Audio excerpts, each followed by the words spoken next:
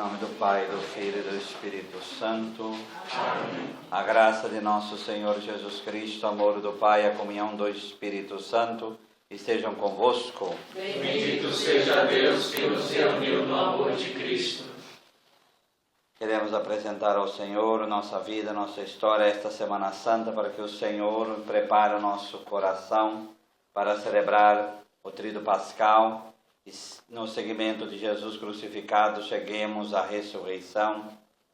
Queremos apresentar a Deus nossas famílias, nossos doentes, nossas pastorais, apresentar ao Senhor a igreja na França e a tristeza de perder Notre Dame, apresentar ao Senhor todas as vítimas da chuva no Rio de Janeiro, que Deus possa abençoar a cidade e o Estado. Enfim, cada dor humana apresentada ao Senhor e unida a Cristo possa se tornar um verdadeiro louvor de Deus. Por isso, peçamos o Espírito Santo para que nos ilumine, para que compreendamos a paixão do Senhor. Ó vinde, Espírito Criador, as nossas almas visitai e enchei os nossos corações com vossos dons celestiais. vós sois chamado intercessor do Deus excelso, dom sem par, a fonte viva, o fogo, amor, a unção divina e salutar. Sois doador dos 7 dons e sois poder na mão do Pai, por ele prometido a nós, por nossos feitos proclamais.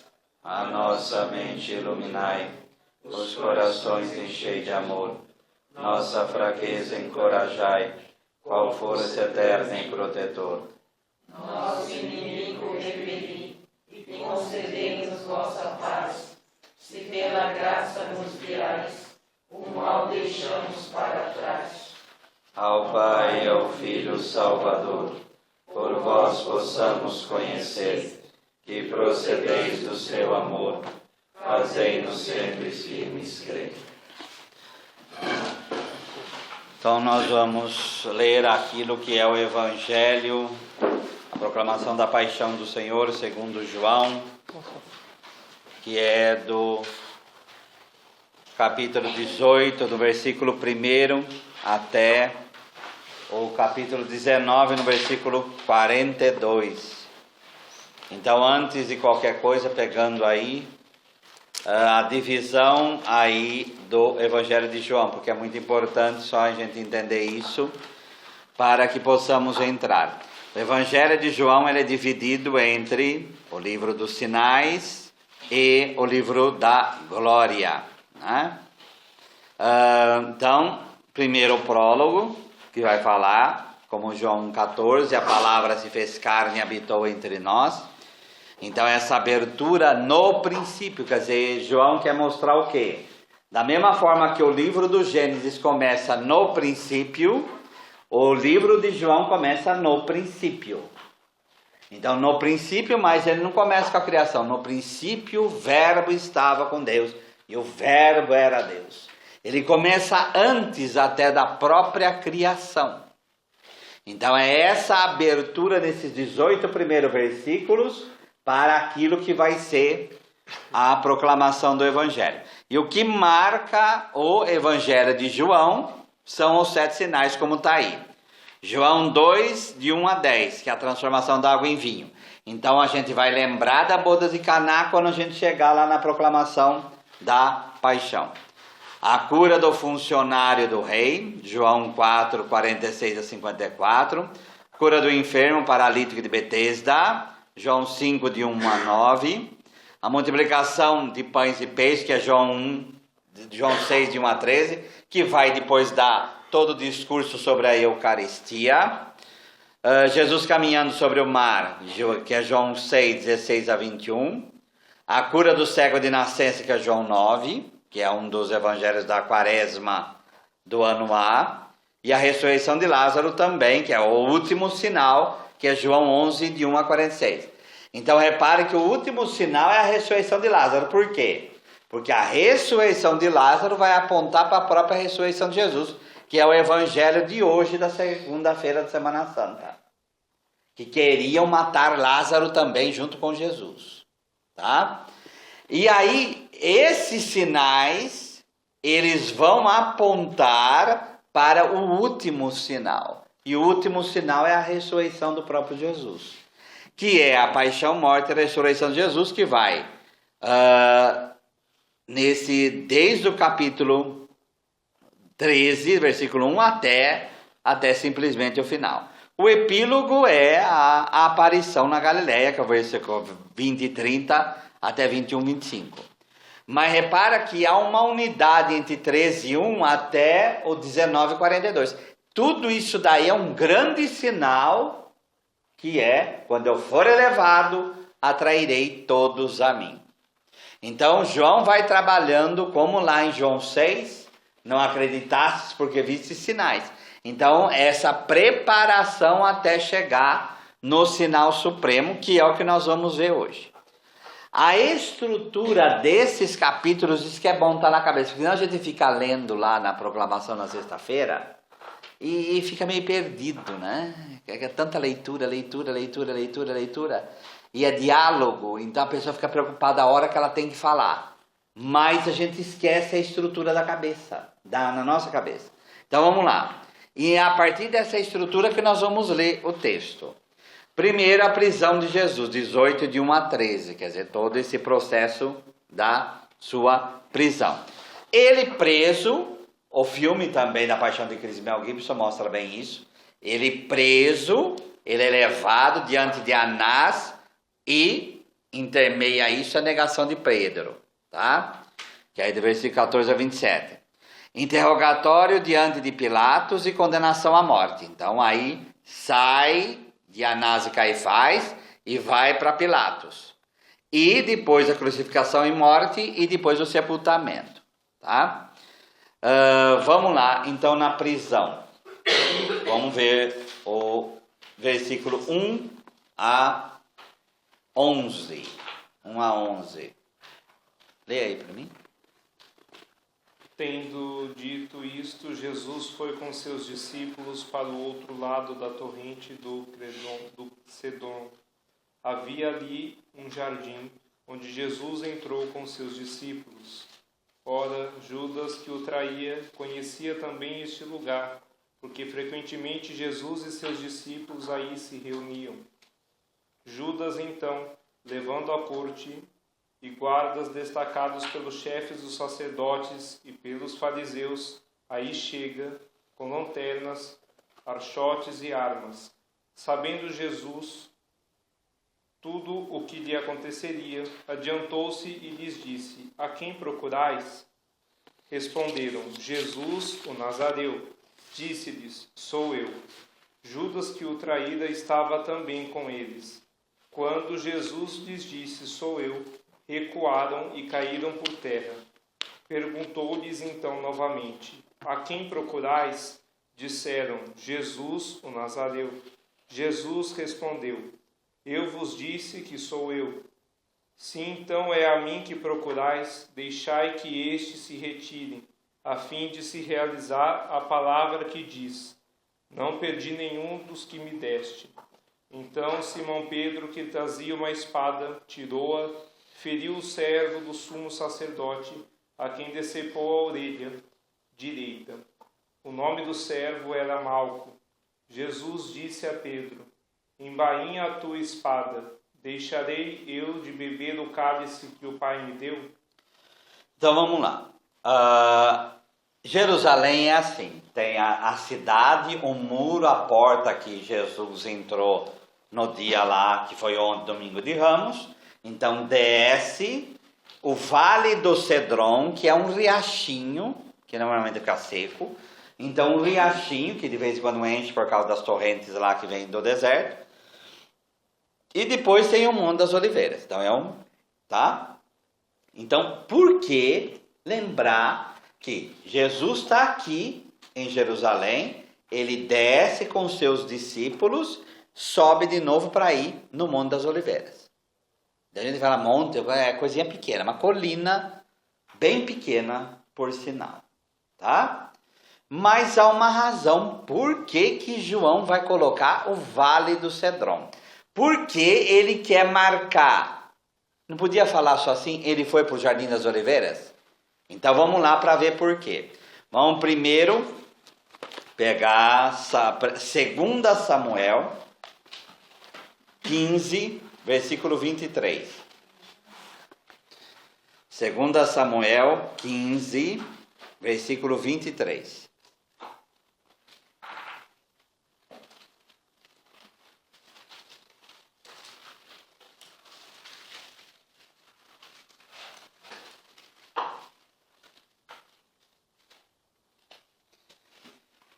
E todos os que choravam em alta voz, e o rei desfilava na torrente do Cedron, e todo o povo desfilou diante dele na direção do deserto.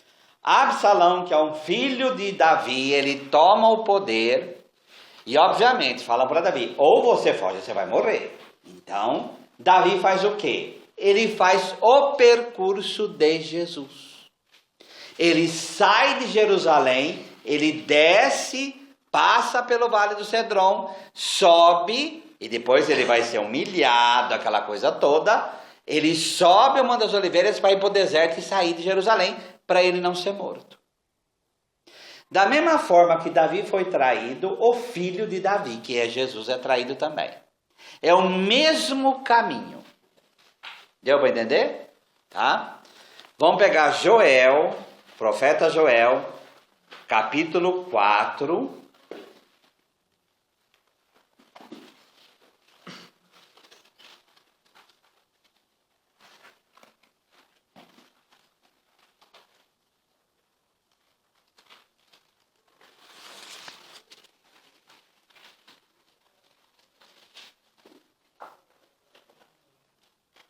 Versículo 14. Vamos pegar o 9, depois a gente vai para o 14. Só para se... Vamos pegar o 12, né? O 9, 12 até o 14. 9. Então a profecia de Joel. Proclamai isto entre as nações. Preparai uma guerra. Concitai os fortes. Que se aproximem, que subam todos os guerreiros. Versículo 12. Capítulo 4, versículo 12. Que partam e subam as nações ao vale de Josafá. O vale de Josafá é o vale do Cedron. É o mesmo. Tá? Sim, ali eu me sentarei para julgar todas as nações dos redores. Lançai a foice, porque a messe está madura. Vinde e pisai, porque o lagar está cheio, as tinas transbordam. Pois grande é a sua malícia. Turbas e turbas no vale da decisão. Sim, está próximo o dia do Senhor no vale da decisão. Então Jesus atravessa este vale. Que até hoje Jerusalém é um lugar caríssimo para se enterrar alguém. Porque, qual que é o pensamento? É o vale do Armagedon, lá da frente. É aqui que o Messias viria. Para julgar todas as nações. O Messias, então, vamos enterrar ali para ficar mais perto a hora que ele vier. Tá? Esse é o pensar. Mas essa é a jogada que João faz. Ele já veio. Ele já veio. O Messias já foi no vale de Josafá. E no vale da decisão. Porque ali é que ele começou a paixão dele. Tá? Porque é a cruz aí que vai virar a nossa julgamento. Aqui é um julgamento que acontece. É um juízo final. E o juízo final já acontece na cruz. Correto? Tá? Vamos voltar lá no nosso texto.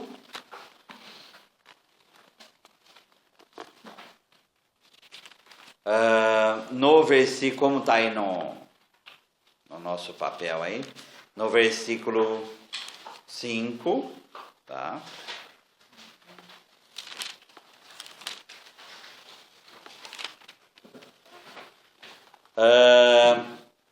Responderam, Jesus o Nazareu. Então, como está aí, Nazareno é a designação que os judeus usam para com os cristãos. E ao falar Jesus Nazaré, porque era o certo falar Yeshua bar Yosef, mas Jesus filho de José. Aqui não, é Jesus o Nazareno, aquele que veio de Nazaré. Porque quando João escreveu esse texto, os cristãos eram chamados por esse nome, por nazarenos, tá?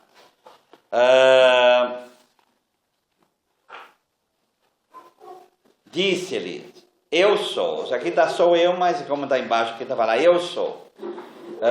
Judas, que os traía, estava com ele. Quando Jesus lhe disse, sou eu, recuaram e caíram, tá? Esse retroceder não é um retroceder de medo, mas aí nós vamos ver. Vamos pegar o Salmo 35, versículo 4.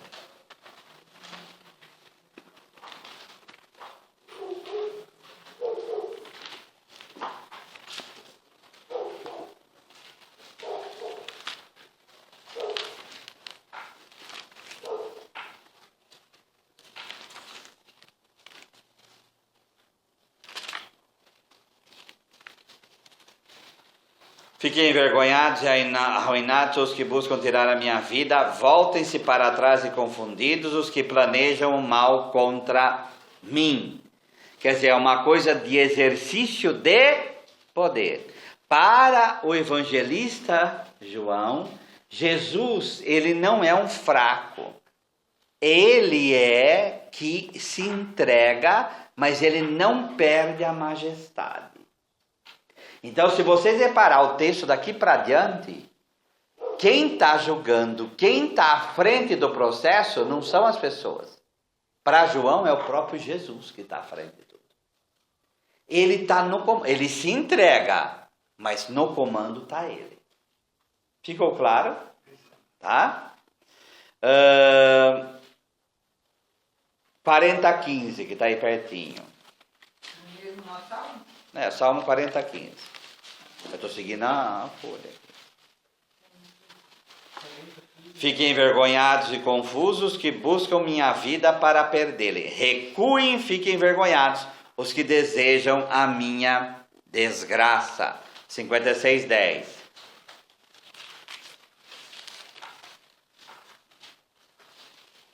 Meus inimigos recuarão no dia em que te invocar. Bem sei que Deus está comigo, tá? Vamos pegar Salmo 9:4. Salmo 9, versículo 4.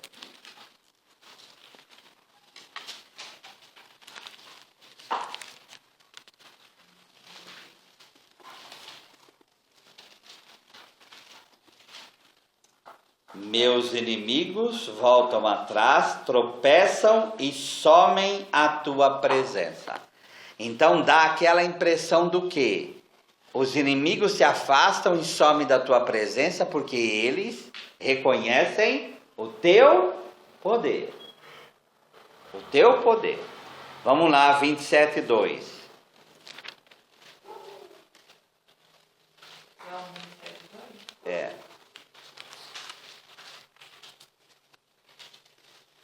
Quando os malfeitores avançam contra mim para devorar minha carne, são eles, meus adversários, meus inimigos, que tropeçam e caem. Eles vêm contra mim, mas eles vão ser derrotados.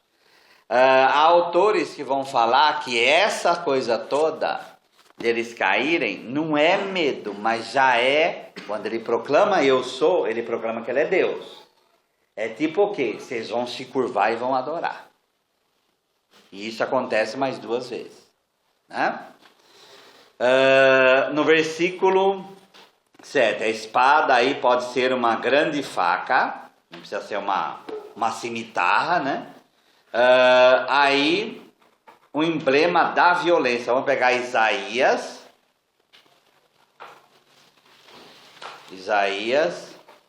2:4.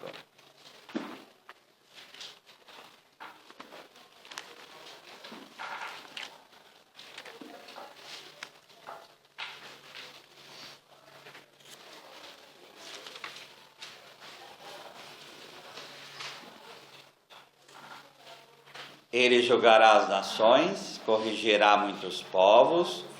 Estes quebrarão as suas espadas, transformando em relhas, e suas lanças a fim de fazerem podadeiras. Uma nação não se levantará a espada contra outra, e nem se aprenderá mais a fazer a guerra. Se Deus promete essa paz perpétua na era do Messias, se Jesus é o Cristo, ele é o Messias, a messianidade dele não vai ser através da espada. Então Pedro guarda essa espada. Isso não é sinal do Messias. Como está escrito aqui. Como está escrito aqui. Tá? E o cálice da ira de Deus. Vamos pegar Jeremias 25. Não, mas não. É o próximo livro. Não, ele manda Pedro guardar a espada. E ele fala, eu não haverei de beber o cálice que o meu pai quer que eu beba. Tá? Então, aí. Tá aí, não, tá no papel, segue no papel aí. 25. A todos os reis de Zambre, a todos os reis de Elam, a todos os reis da Média, os do norte, próximos e distantes, um depois do outro, a todos os reinos que estão sobre a terra, mas os reis de Cesac beberá depois deles. Tu lhe dirás, assim disse o Senhor dos Exércitos, o Deus de Israel: bebei, embriagai-vos, vomitai, caí e não vos levantareis diante da espada que enviarei para o meio de vós. E se recusarem a tomar a taça de sua mão para beberem, tu lhes dirás, assim diz o Senhor dos Exércitos, vós bebereis, porque eis que pela cidade sobre a qual foi invocado o meu nome, começarei a desgraça. E vós sereis acaso poupados? Não sereis poupados, porque convoco a espada sobre todos os habitantes, oráculo do Senhor dos Exércitos. Então, vamos lá, Salmo 75:9. Vocês separam o quê? A profecia vai falar o quê?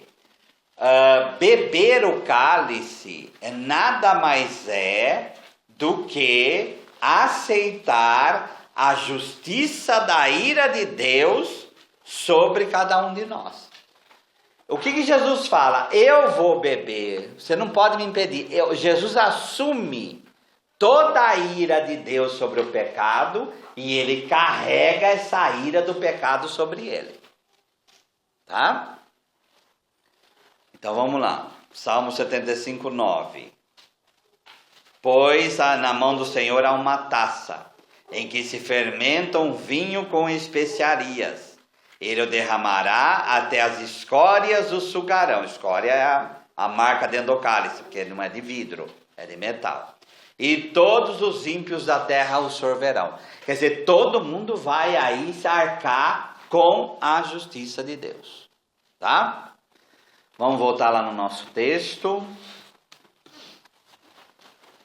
Então aí agora, lê Isaac, do versículo 12. Lê até lá o 27, lá embaixo. Então a corte e o tribuno e os guardas dos judeus prenderam Jesus e o ataram. Conduziram-no primeiro a Anás, que era o sogro de Caifás, o sumo sacerdote daquele ano. Caifás foi o que aconselhara aos judeus: é melhor que um só homem morra pelo povo. Ora, Simão Pedro, junto a outro discípulo, seguia Jesus. Esse discípulo era conhecido do sumo sacerdote e entrou com Jesus no pátio do sumo sacerdote. Pedro, entretanto, ficou junto à porta de fora. Então outro discípulo conhecido do sumo sacerdote saiu, falou com a porteira e introduziu Pedro. A criada que guardava a porta diz então a Pedro: não és tu também um dos discípulos deste homem? Respondeu ele: não sou. Os servos e os guardas fizeram uma fogueira porque estava frio. Em torno dela se aqueciam. Pedro também ficou com eles, aquecendo-se. O sumo sacerdote interrogou Jesus a respeito dos seus discípulos e acerca da sua doutrina. Jesus lhe respondeu: falei abertamente ao mundo. Sempre ensinei na sinagoga e no templo, onde se reúnem todos os judeus. Nada falei às escondidas. Por que me interrogas? Pergunta aos que ouviram que lhes ensinei. Eles sabem o que eu disse. A essas palavras, um dos guardas que ali se achava deu uma bofetada em Jesus, dizendo: Assim respondes ao sumo sacerdote? Respondeu Jesus: Se falei mal, testemunha sobre o mal. Mas se falei bem, por que me bates? Anás então o enviou, manietando a Caifás, o sumo sacerdote. Simão Pedro continuava lá de pé, aquecendo-se. Disseram-lhe então: Não és tu também um dos seus discípulos? Ele negou e respondeu: Não sou. Um dos servos do sumo sacerdote, parente daquele a quem Pedro decepara a orelha, disse: Não te vi no jardim com ele? Pedro negou novamente, e logo um galo cantou. Então vamos lá. Primeiro as duas figuras que estão aí, como está explicado aí. No versículo 13, Anás, que era sogro de Caifás. Anás foi sumo sacerdote do ano 6 até o ano 15. Caifás foi sumo sacerdote do ano 18 até o ano 36. Por isso Jesus não podia ter morrido além do ano 36. É uma coisa aí óbvia, né? Tá? Então é por isso que a datação, ela é... Porque conflui tantos dados, a datação da morte de Jesus é clara no ano 33. Tá? E é regredindo para trás, falando que ele 30 anos, com 36 anos, que vai dar lá atrás, quando ele nasceu. Anás, então, tinha esse título honorífico. Ele faz esse interrogatório com Jesus, e depois do sogro ter feito isso, que era o mais velho, que não tinha o poder de sumo sacerdote, mas era o mais velho, ele manda para Caifás fazer o restante do interrogatório. No versículo 14, Caifás foi aquele que falaram aos judeus: é melhor que um só homem. Está no capítulo 11, no versículo 50. Não precisamos ir lá, tá? João, ele se preocupa muito com o cumprimento de profecia. Então ele vem falar: é melhor que um homem morra, porque senão os romanos vão vir nos matar. Mas João vai falar, vai explicar. Não foi por causa disso, mas aí tem um desígnio salvífico na fala do sumo sacerdote. Porque o sacerdote é aquele que falava a profecia para o povo. É ele que instruía o povo. Por isso está lá no livro de Oséias, e o povo se perde por falta de conhecimento. Porque quem deveria falar isso era Caifás, como o sumo sacerdote. Por isso ele falou de Jesus.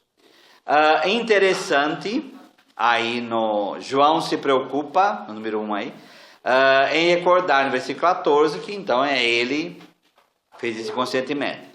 Agora, isso daqui é muito interessante, o emolduramento. No versículo 17 a 18, então está a negação de Pedro. Essa negação, ela vai voltar lá embaixo no versículo 25. Simão Pedro continuava lá de pé aquecendo.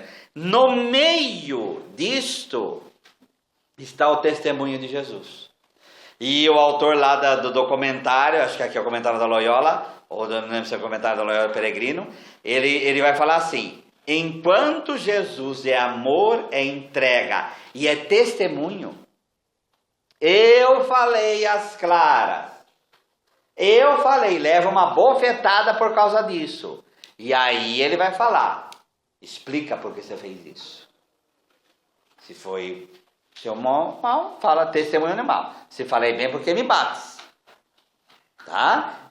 Então, ele vai confrontar. Enquanto o discípulo, que é Pedro, e em Pedro está nós, ele é infiel e é covarde, inclusive diante da mulher, tá? Lembra da que nós conversamos já isso, a figura da mulher naquele tempo. Então Pedro, ele não consegue testemunhar nem na cara de uma empregada. Enquanto Jesus, ele testemunha e assume o testemunho dela. Está sendo condenado e ainda está firme, né? Então, e aí o galo canta. Por que galo? que é o símbolo do galo? Já falamos isso aqui uma vez, eu estou retornando. É verdade, mas todo mundo esquece. Qual que é o símbolo do galo? O sol nascente. Então, ele anuncia o sol que nasce, mas o galo, já lembra, gente, que o povo não tem relógio naquele tempo. Então, ouvir o galo cantar quer dizer o quê? A madrugada vai adiante e o sol vem vindo. Ele é o símbolo maior do discernimento. Ele canta, ele anuncia o discernimento do mestre. Que o discernimento do discípulo não funcionou. Porque o discípulo não soube ver no Cristo, em Jesus, o Messias. O galo soube. Tá? O galo discerniu o sol nascente que nos veio visitar, conforme Lucas, no Cântico do Benedicto. Pedro não soube. E ele vai atrás, volta atrás, até perante a criada. Tá? O interrogatório, então, esquema concêntrico. Olha que interessante isso daí. Versículo 19 aí, ó. O sumo sacerdote interrogou Jesus a respeito do discípulo e a respeito de sua doutrina. Vem Jesus e fala, falei abertamente, não vou ler tudo de novo, né? Por que me interrogas, tatatá? Versículo 22, a bofetada. A essa palavra guarde, assim responde o sumo sacerdote, se falei mal, testemunha, tatatá. No versículo 23, volta então Jesus, tá? Perdão. No versículo 22 a bofetada, no versículo 23 volta Jesus. E Caifás, Anás que começou lá em cima, ele vai voltar no versículo 24. Anás então enviou uma manietada a Caifás, o sumo sacerdote. Começa com Anás, vai para Jesus, vem a bofetada, volta para Jesus de novo e volta para Anás. Então forma como se fosse é um quiasmo que chama isso, né? Essa coisa de um sanduíche cujo centro é a bofetada. Por que o centro é a bofetada? A bofetada é a primeira violência com Jesus, cujo testemunho vai ser o cume, que vai ser a cruz. Aqui começa a violência, o término é a cruz, tá? Mas repara, Jesus se porta como ele estivesse conduzindo o processo, tá? Evoca-se toda a atividade de Jesus, é a atividade de Jesus que está no centro, é o testemunho dele que está no centro, é a revelação dele que está no centro. Primeira cena, 28 a 32. Então de Caifás conduziram Jesus ao pretório. Era de manhã. Eles não entraram no pretório para não se contaminarem e poderem comer a Páscoa. Pilatos então saiu para fora ao encontro deles e disse: Que acusação trazeis contra este homem? Responderam-lhe: Se não fosse malfeitor, não entregaríamos a ti. Disse-lhe Pilatos: Tomai-o vós mesmos e julgai-o conforme vossa lei. Disseram-lhe os judeus: Não nos é permitido condenar ninguém à morte, a fim de se cumprir a palavra de Jesus, com a qual indicada de que morte deveria morrer. Então, aqui começa este processo diante das autoridades judaicas. Ele é questionado, tá?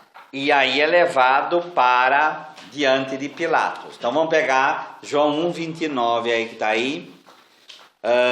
Ele é o cordeiro, tá? No dia seguinte, João vê Jesus aproximar-se dele e diz: Eis o cordeiro de Deus que tira o pecado do mundo. Então Jesus é conduzido diante de Pilatos como um cordeiro que vai para o matadouro, tá? Aí aqui pega aquilo que é do servo do Senhor. Vamos pegar Salmo 5, versículo 6.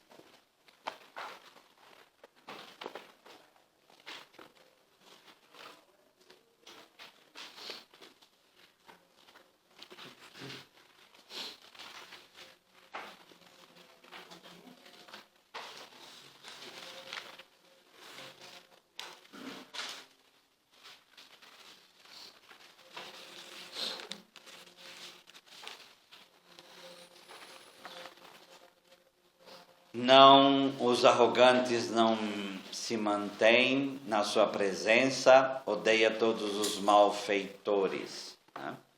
Por quê? Porque ele foi conduzido diante desses malfeitores. 6:9. Afastai-vos de mim, malfeitores todos, o Senhor escutou a voz do meu pranto. Se a gente olhar com o olhar humano, isso aconteceu? Não, porque ele foi morto. Agora, se você não tiver um olhar de ressurreição sobre todo esse processo, aí se você tiver, você vai falar, se cumpriu. O Senhor afastou dele todos os malfeitores, porque ele venceu. Quem vence não é Pilatos, nem Anás, nem Caifás. Quem vence é Jesus. Certo? Tá? Então, se eu olhar por um lado só humano, não dá. Você tem que olhar com um olhar divino isso aqui. Jesus realmente venceu os seus malfeitores. Tá? 14:4. Isto.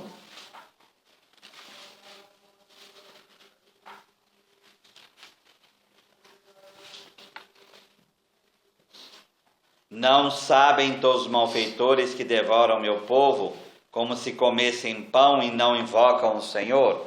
É o caso aqui, tá? É o caso aqui.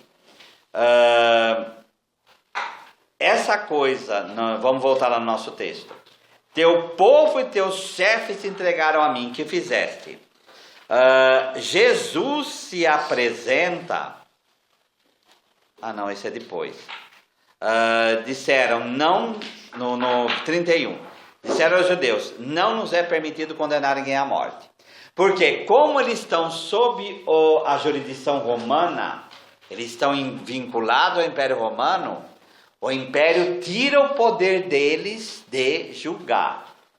E aí então o que eles fazem? Eles julgam e entregam ao poder romano para executar. E o poder romano confirma ou não. Porque o poder romano, ele respeitava as leis do lugar. Tá? Ele respeitava as leis do lugar. Só que tirava a autonomia de mandar alguém morrer. Então por que eles estão falando isso? É você que vai ter que mandar. Porque você tem o poder para isso. Deu para entender? Tá? Vamos ler agora do 33 ao 38a. Então Pilatos entrou novamente no pretório, chamou Jesus e lhe disse: Tu és o rei dos judeus? Jesus lhe respondeu: Falas assim por ti mesmo, ou outros te disseram isso de mim? Respondeu Pilatos: Sou por acaso judeu? Teu povo e os chefes dos sacerdotes entregaram-te a mim. Que fizeste?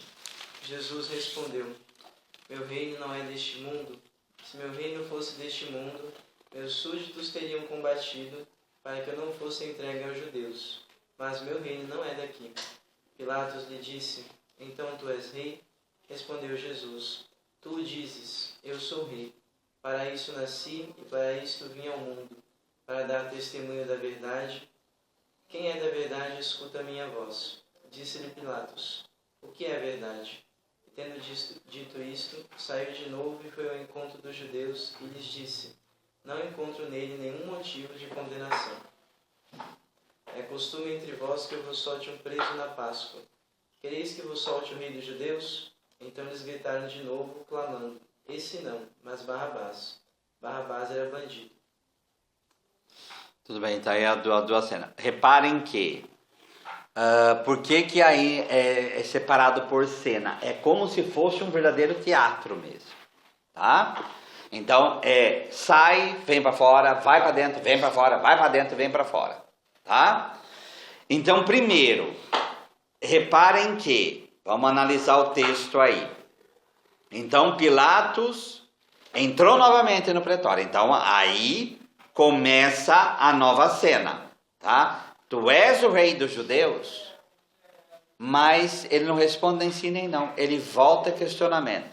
Fala isso por ti mesmo ou te for outro que fala? Jesus se coloca como juiz de Pilatos. Jesus se coloca... É Jesus que começa a questionar Pilatos. O modo como ele está julgando. Tá? Oi?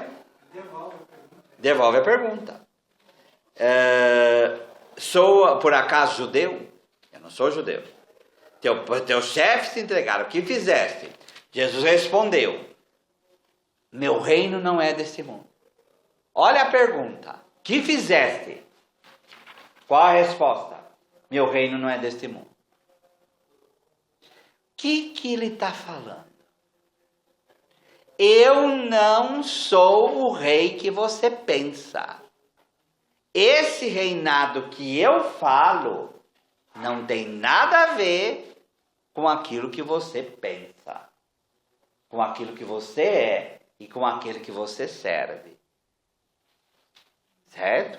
Então não misture as coisas. Não vai falar que o meu reino é parecido com o do imperador, porque o meu reino não é deste mundo. Eu não sou isso. Tá? E esse momento foi um momento cruciante para aqueles que estavam acusando. Sim, sim.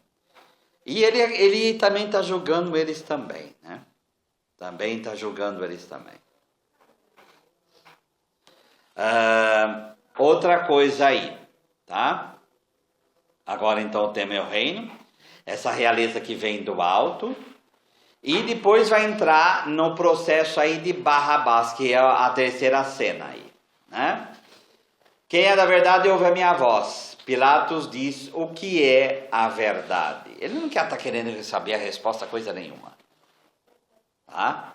É uma pergunta simplesmente retórica e de dar as costas mesmo. Pilatos representa todos nós, né? Todos nós. Que às vezes procura Deus sem querer saber qual é a verdade. Que a própria verdade quem é? É o próprio Jesus. Eu sou a minha verdade e a vida. Então ele é a verdade. O que Pilatos faz? Pergunta o que é a verdade e dá as costas. Como nós como seres humanos fazemos. E tendo dito isso, saiu de novo, a outra cena, e disse: não encontro nele motivo de condenação. É costume soltar. Então, repara como está aí no texto, ele não procura julgar. Ele quer se livrar do problema, Pilatos. E por que Pilatos quer se livrar do problema? Porque se ele fala é inocente, vão reclamar dele para César.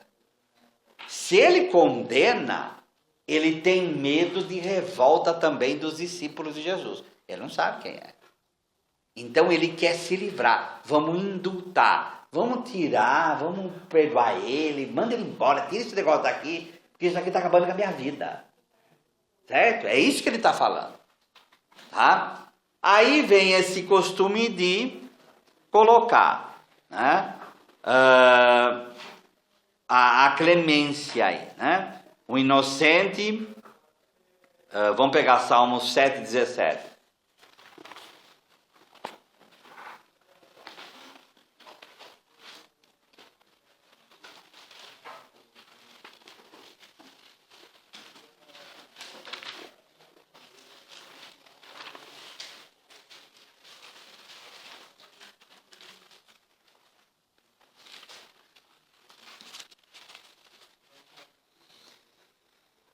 Sua maldade se volta contra ele, sobre seu crânio lhe cai a própria violência.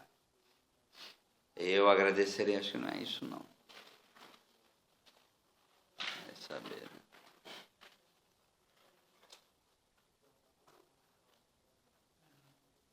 Porque aquela coisa, bom, aí deve ser nesse sentido, né? O inocente, ele quer justiça, ele não quer indulto. Tá? Ele quer que proclame que ele é inocente. Ele quer que proclame que ele realmente não foi culpado. E não só que tire a pena e o nome dele continue sujo. Dá para entender? Tá? Então fecha os olhos à luz, tá? E preferem a estima humana, né? João 12:43. Vamos ver se tem uma coisa aí.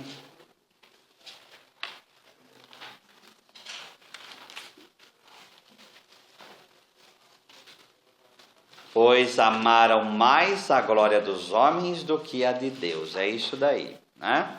Eles amaram mais a preferência dos homens do que aquilo que é a justiça de Deus. E eles escolhem então Barrabás, tá? A etimologia aí é bar, que em aramaico é filho, e Abá, lembra lá, Abá o pai, lembra? Então está aí no nome de Barrabás isso. É o filho do pai. Eles trocam o filho de Deus pelo filho do pai. Né? Então é esse, o filho do pai é o filho do mestre. É uma ironia absoluta, né? É uma ironia absoluta. É jogar na cara de Jesus. O quê? Você não fala que você é filho de Deus? Você não fala que você é filho do pai? Você não chama Deus de teu pai? Agora nós vamos escolher o filho do pai. E vamos mandar você à morte. Tá? Então o nome de Barrabás é uma ironia. Uma ironia poderosa. Quarta cena. Lê para mim, do versículo 1 a 3. Pilatos então tomou Jesus e o mandou flagelar. Os soldados, tecendo uma coroa de espinhos, puseram-lhe na cabeça e jogaram sobre ele um manto de púrpura.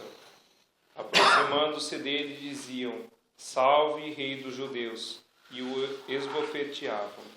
Vamos pegar Isaías 50, versículo 6, que é um dos cantos do servo, eu acho que foi lido essa semana.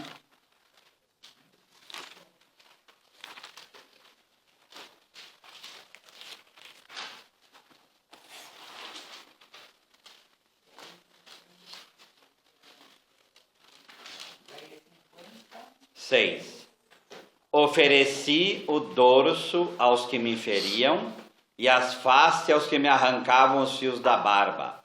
Não ocultei o rosto às injúrias e aos escarros. O Senhor Deus virá em meu socorro. Eis que não me sinto humilhado. Eis porque fiz do meu rosto uma pederneira, uma pedra dura. E tenho a certeza de que não ficarei confundido. Tá? Então é o cumprimento dessa passagem do profeta Isaías. O que está acontecendo aqui? Pilatos tentou primeiro ver que ele não tinha culpa, não conseguiu. Depois mandou trocar pelo filho do pai, por Barrabás, não conseguiu. Preferiram Barrabás. O que ele está fazendo aqui? Ele manda para os soldados darem uma surra em Jesus, humilhá-lo, colocando, porque a acusação é de ser rei, não é? Então vamos fazer brincadeira em cima disso, vamos vestir-o de rei, tá? Acabar com a vida dele mesmo, colocar uma coroa de espinhos, e quem sabe, se nós fizermos isso, eles vão aceitar, né? Já levou uma surra, já apanhou, já foi humilhado. Quem sabe, dando esse castigo, eles aceitam. É o terceiro ponto da técnica de Pilatos para se livrar do problema. O que é o ideal que seria? Pilatos chegar lá e falar: ele é inocente. E acabou. Mas ele não faz isso. Ele é covarde. Por isso eu lavar as mãos, que não está aqui, está em outro lugar. Enfim, ele vai protelando e buscando saídas e não consegue achar. Tá? Vamos lá, 4 a 7. Lê aí para mim. Pilatos de novo saiu e lhes disse: Vede, eu vou trago aqui fora, para saberdes que não encontro nele motivo algum de condenação. Jesus então saiu, trazendo a coroa de espinhos e o manto de púrpura. E Pilatos lhes disse: Eis o homem. Quando os chefes dos sacerdotes e os guardas o viram, gritaram: Crucificam, crucificam. Disse-lhe Pilatos: Tomai-o vós e crucificai, porque eu não encontro nele motivo de condenação. Os judeus responderam-lhe: Nós temos uma lei, e conforme esta lei ele deve morrer, porque se lhe fez filho de Deus. Vamos lá, vamos pegar 1 Reis 1,38.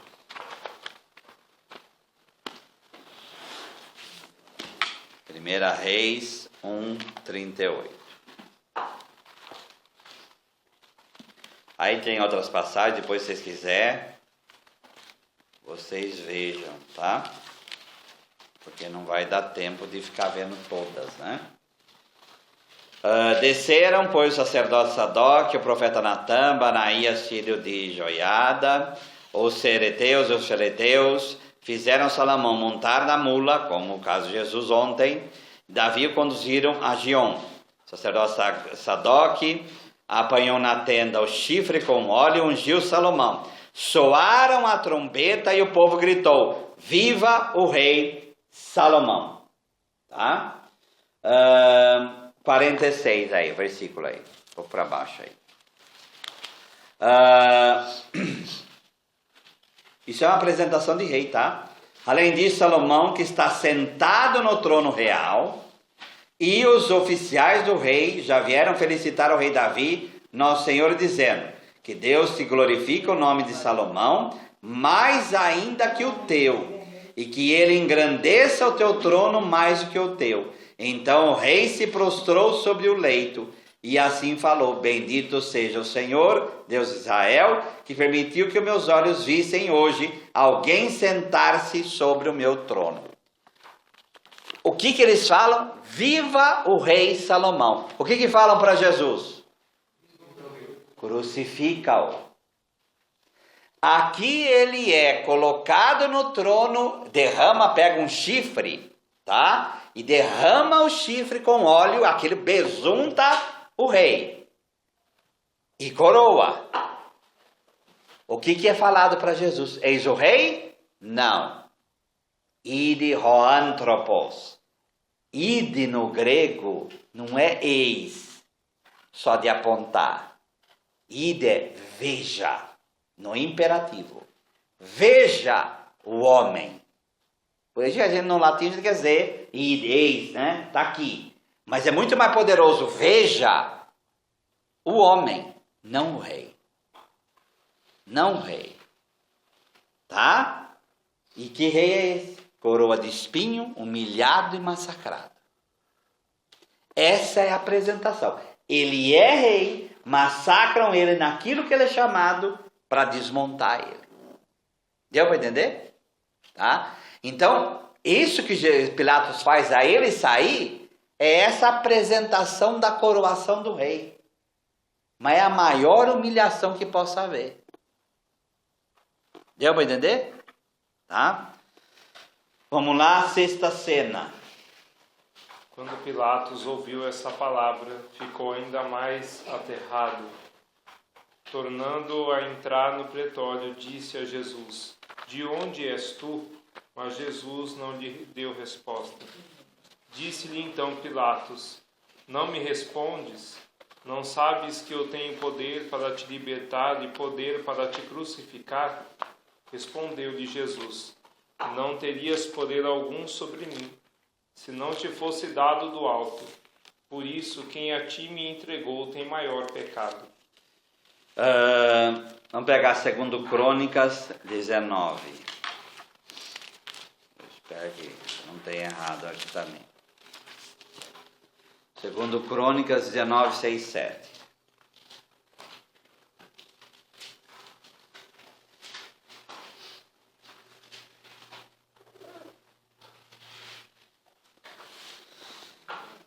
Disse a esses juízes: vede bem o que fazeis, porque não administrais a justiça em nome dos homens, mas no nome do Senhor, que está convosco quando pronunciais uma sentença. Que o temor do Senhor agora esteja em vós. Cuidado com o que fazeis, pois o Senhor nosso Deus não consente nem nas fraudes, nem nos privilégios, nem aceita suborno. O poder de Pilatos aí vem de Deus. Então é Deus quem dá. O que Jesus está falando? A mesma coisa. Ele está à frente do processo. Pilatos, você está sendo julgado sem saber. É isso que está acontecendo. Você está sendo julgado sem saber. Tá? E aí ele declara a culpa dos participantes. Pecado maior foi quem a ti me entregou. Quem a ti me entregou? Tá? Em primeiro lugar, Judas. Em segundo lugar, os sumos sacerdotes. Tá? Então, eles têm um pecado maior. E também, por que o pecado deles é maior?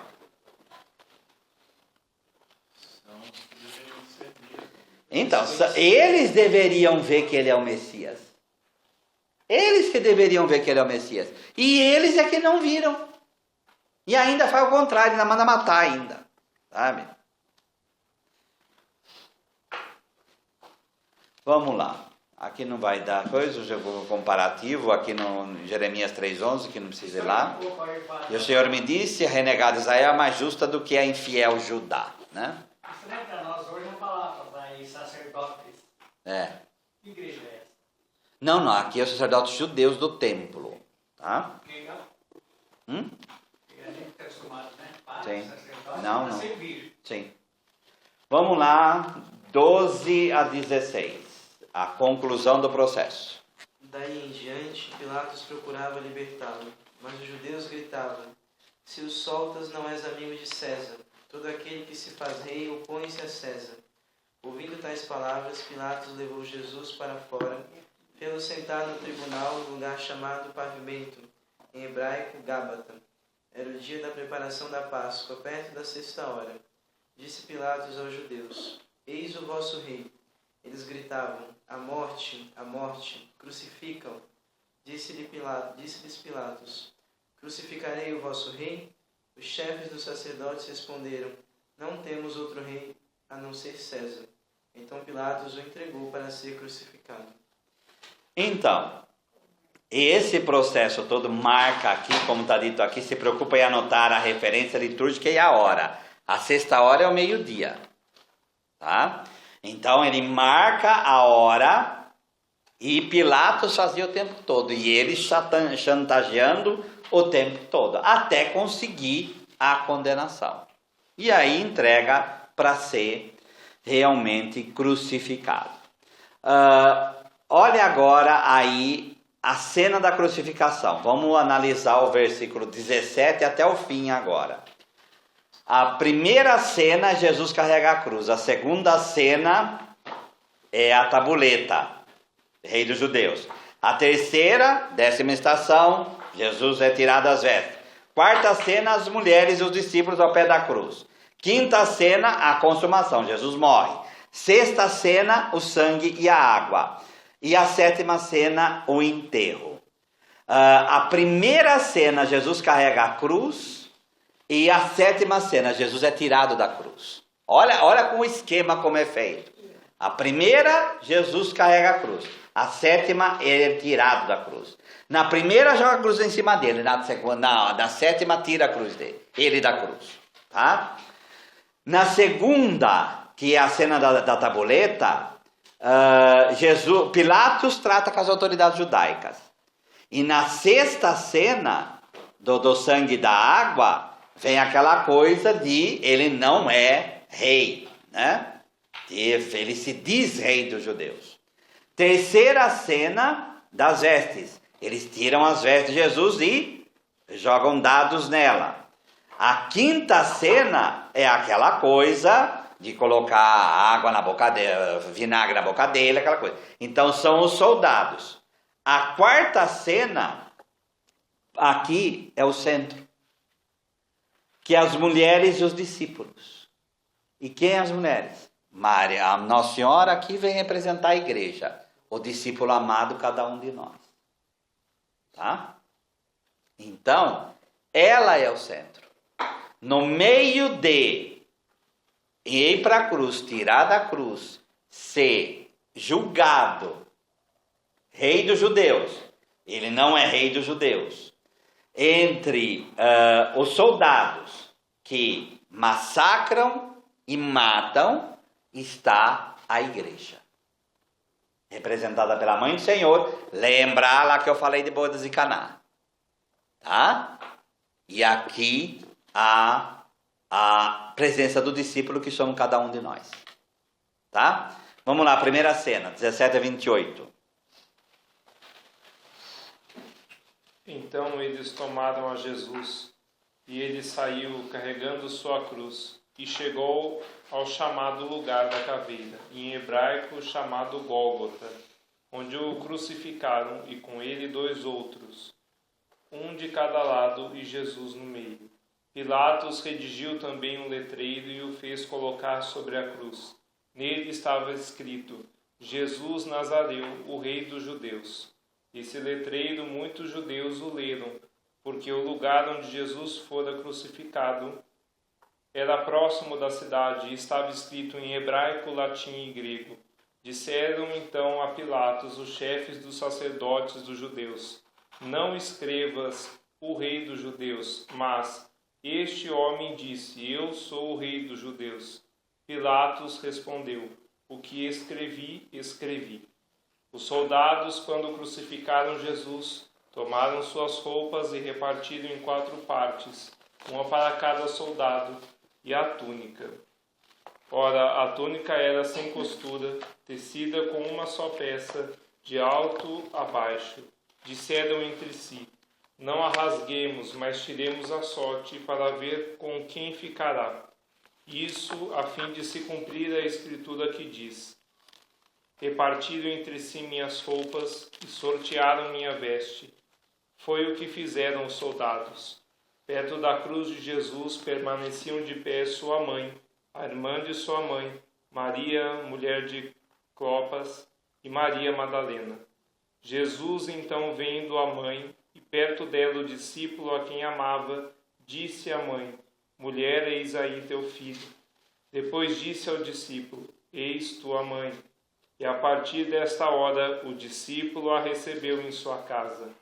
Depois, sabendo Jesus que tudo estava consumado, disse, para que se cumprisse a escritura até o fim: tenho sede. Então a gente continua aí. Bom, primeira cena, Jesus carrega a cruz. Vamos pegar número 15:35. Números, livro dos Números, capítulo 15, versículo 35.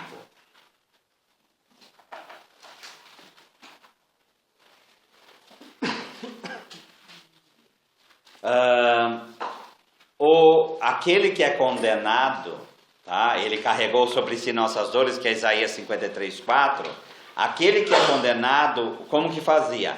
O Senhor disse a Moisés, aquele que viola o sábado: tal homem deve ser morto, toda a comunidade o apedrejará fora do acampamento. Então aquele que é condenado é fora, e no caso aqui fora da cidade de Jerusalém, porque ele é um maldito.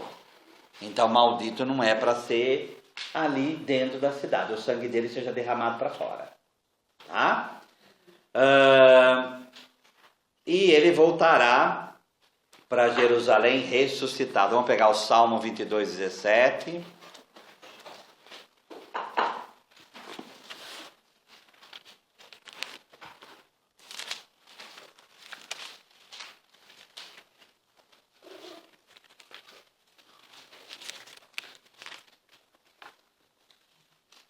Cercaram-me cães numerosos, um bando de malfeitores me envolvem, como um retalhar minha mãos e meus pés. Posso contar os nossos todos, que é realmente aí o que é a cruz. As pessoas me olham e me veem, repartem entre si as minhas vestes e sorteiam entre si a minha túnica. Quer dizer, e sobre a minha túnica tiram sorte. João vai falar o quê? Isso se cumpriu aqui. Esse salmo se cumpriu. Aquela coisa de uma checklist, quer dizer, eu vou ticando e vou verdadeiramente vendo que isso se cumpriu. A tabuleta, a segunda cena, 19:22. A língua em hebraico, latim e grego, o hebraico aqui não é o hebraico aqui é o aramaico, tá? Só que o autor chama de hebraico, mas para ele é aramaico e pronto, tá? Aramaico é a língua de Jesus, é a língua que eles falaram. O grego é a língua da cultura e o latim é a língua do império. Quer dizer, a realeza de Jesus é proclamada em todo o mundo. Por isso a fúria daqueles que queriam condenar Jesus. Não coloque ele é o rei de Deus, mas ele disse ser o rei de judeus. Quando Pilatos afirma que escrevi, o que ele está falando? Então, não, a coisa não é, a coisa é teológica. É como lá da lei. Deus fala, o que escrevi está escrito, permanecerá. É isso que quer dizer aqui. Não é permanecerá até ele ficar, é permanecerá para sempre. O que escrevi isto é para sempre. Deu para entender? Tá? Pilatos aqui também fala como autoridade aquilo que Deus quer. Vestes executores ficaram com as vestes executadas. É isso que nós acabamos de ler no Salmo 22. Veste rasgada do profeta simbolizando o cisma de Israel, que é 1 Reis 11, que rasga para simbolizar a divisão. A túnica dele não é rasgada, é sinal do quê? Ele veio para unir todos, tá?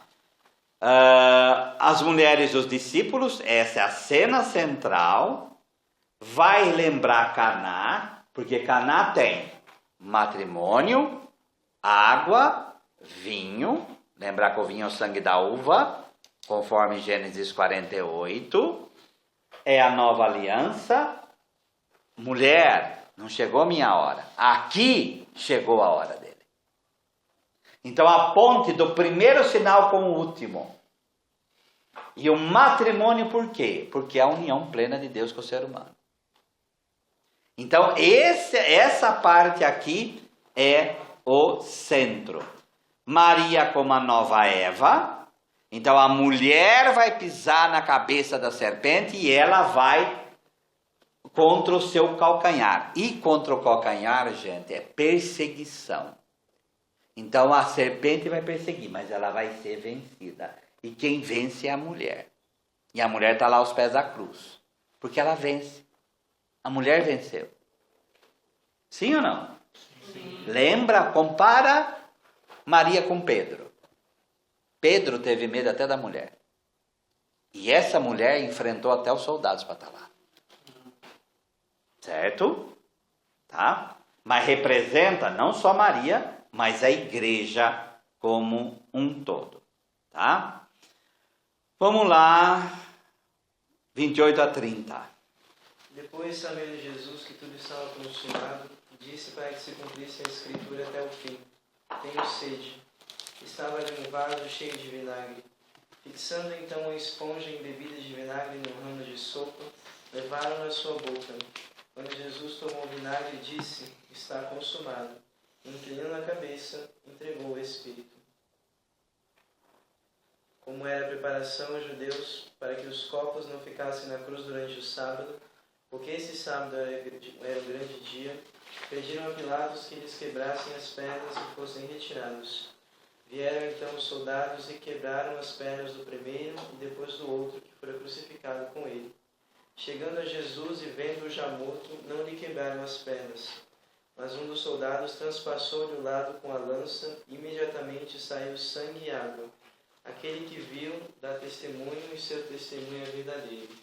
E ele sabe que diz a verdade, para que também vós creiais. Por isso aconteceu para que se cumprisse a Escritura. Nenhum osso lhe será quebrado. E uma outra Escritura diz ainda: olharão para aquele que transpassaram. Muito bem. O verbo aí, e tudo está consumado, por que ele está aí? Tetelesté no grego, perfeito na língua grega telos no grego chegou no fim, chegar ao máximo. Tetelesté é o quê? O perfeito começa lá no passado e ele alcança até hoje. Quer dizer, tudo que Jesus fez aqui, tudo que eu tinha que fazer eu já fiz. É isso que ele está falando. Tudo que eu tinha que fazer eu já fiz. Tá? Tudo se consumou. Acabou. Não é um caso de acabou, ai que bom, chega. Não. A minha obra está cumprida. É isso que ele diz. Desde a minha concepção até agora, tudo que eu tinha que fazer eu fiz. Certo? Minha hora foi agora. Sim. Sede. Lembra da samaritana, que é, no caso, João 4,10. Jesus se faz o sedento, dá-me de beber. Como vai beber se não tem balde? Mas eu que vou dar água viva, Aqui ele tem sede. Mas é ele que vai saciar a sede. Lembra lá de João 7, é o mesmo evangelho, já. Quem acredita em seu interior brotarão rios de água viva. Ele promete que do nosso interior vai brotar rio de água viva e ele tem sede. Mas por que para cumprir? Porque eu assumo tudo que é do ser humano até aqui. Eu assumi tudo. Ou dá o vinagre. Vinagre aqui, gente, não é tortura. Lucas leu como tortura. Para falar que se cumpre, né? Me deram fel para beber. Mas o vinagre aqui chegou ao fim. Era uma bebida refrescante, porque ele tinha febre. E aí para tirar a febre. Então ele tinha muita sede. Então, a água viva eu dou. Que vai ser o próximo, né? A água é a água da pleura que sai, junto com, porque vai encharcando aqui, e aí sai sangue e água. Ou, claro que ele leu como o sacramento do batismo da Eucaristia, tá? O cadáver não deveria ficar pendurado, deveria ser quebrado as pernas e tirado de lá, ainda mais que era sábado que ia vir, tá? E aqui, então, é o cumprimento, ele é o Cordeiro da Páscoa, como está aqui, e ele leva tudo até o fim. Ele leva ao fim. Lembra que quando vai fazer o cordeiro, tem que tirar o sangue todo. O Cordeiro de Deus também tira o sangue todo. Sai todo o sangue dele. Tá? Sim. Mas o evangelista, ele não vê ele vê pelo símbolo de que isso é. Que é a doação total. Não fica nada. Ele doa tudo para a salvação das pessoas. Leia o último aí. Depois José de Arimateia, que era discípulo de Jesus, mas secretamente, por medo dos judeus, pediu a Pilatos que lhe permitisse retirar o corpo de Jesus. Pilatos o permitiu. Vieram então e retiraram seu corpo. Nicodemos, aquele que anteriormente procurara Jesus à noite, também veio trazendo cerca de 100 libras de uma mistura de mirra e aloés.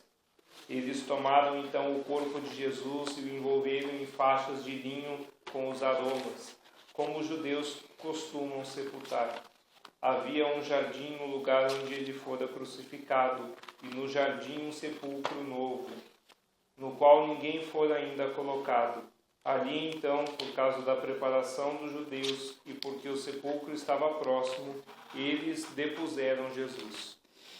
Então, primeiro, o crucificado ele deveria ser jogado no lixo. Tá? Aqui excede, como o autor diz, excede as honras fúnebres. Ele é colocado, como Isaías 53:9, ele é sepultado entre os ricos, tá? Então, um sepulcro novo, que ninguém usou, tudo com Jesus é novo, até o jumentinho é novo, tudo é só para ele, tá? Em primeira, não precisa ir lá para a gente encerrar, em 1 Samuel 17:44, disse os filisteus a Davi: vem cá e darei a tua carne às aves do céu e às feras do campo. Vem para lutar que eu vou te matar e vou jogar você para as feras. Vou acabar com a tua vida. Isso é humilhação. Era isso que era para acontecer com Jesus. Mas com ele ninguém quebra, com ele ninguém toca, e ele vai ser enterrado num sepulcro com não outra pessoa. Só ele. Tá? Isso é para mostrar a própria realeza dele, que aí no caso é Deus. Tá bom? Vamos em pé.